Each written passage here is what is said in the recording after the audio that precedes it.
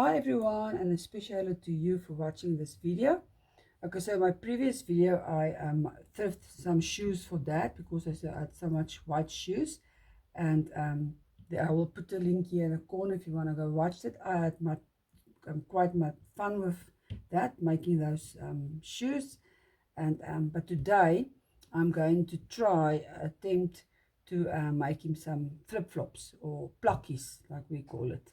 Um, but he's got most another pair of the shoes, so I'm going to use the shoe. I'm going to try and use the sole of the shoe. I'm going to cut it out and just use the sole of the shoe that I did with the mom shoes, and then just put a piece of leather.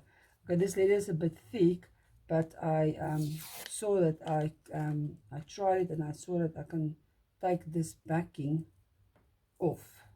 So I'm going to take this backing off, and then it's quite thin and perfect actually to use for the shoes. So yeah, let's get started.